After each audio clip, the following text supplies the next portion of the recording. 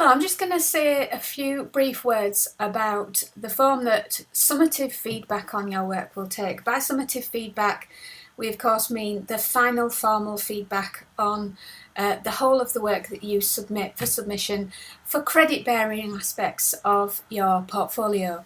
So your assignments, your observation records, your reflective journals, and so on and so forth. So the intention of this page is that it provides a place to lodge all of that final formal feedback on your work in one area, and that really helps you and your tutor to keep track of the credit that you've accumulated when you've completed each of the modules and each of the tasks within them. But it's also really important for external examiners and for moderators to be able to come to one place and see all of the feedback in one place. So what we're going to provide here and what you can find on this page is the forms that are used to give you that formal feedback. So they're often in the form of a template that the tutor fills in, so a Word document with particular sections that they will fill in to say whether or not you've met the outcomes and to what standard and what you might do developmentally in your future assignments. So often that's the way of things, that it's a form that your tutor will fill in. You can see the templates on the page.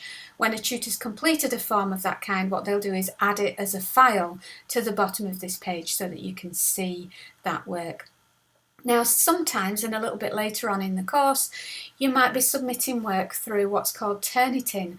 Now, this is both an originality checking piece of software, but it also allows tutors to feed back to you on your work, and that feedback comes in the form of a PDF document. So some of your feedback might come in that form, in which case it's useful to either signal that that's where the feedback is, or even to copy across the PDF from the Turnitin to this page so that it's all linked in one place.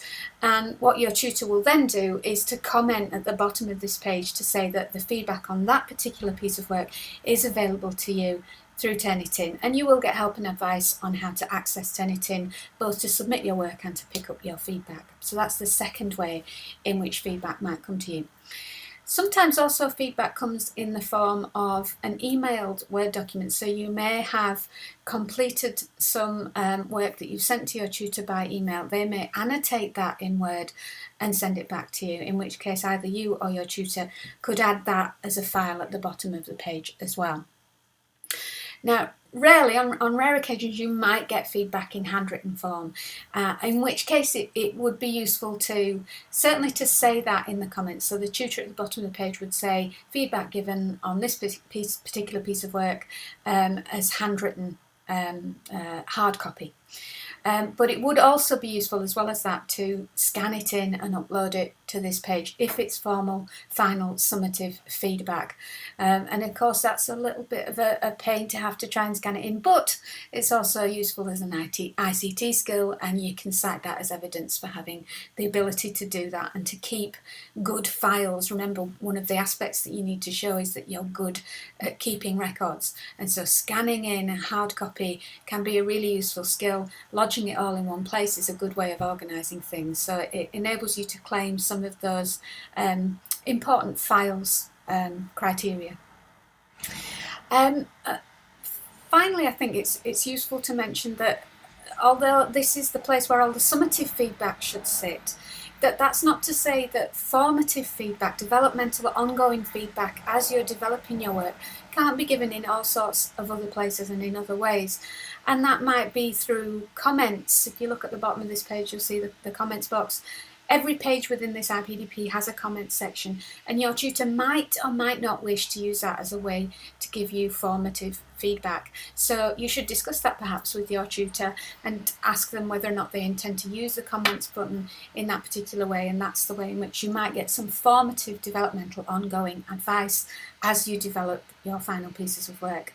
They may also give you handwritten formative feedback as part of the classroom. They might email you some formative feedback.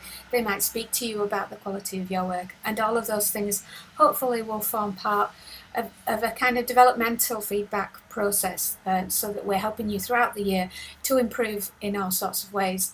But the key thing, as I say, about this page is that the summative feedback is all lodged in one central location, and that helps with the clarity of communication of assessment decisions that bear credit for your modules, for moderation purposes, for external examiners, for tutors, but most importantly, of course, for you, so that you know how much work you've completed and to what standard.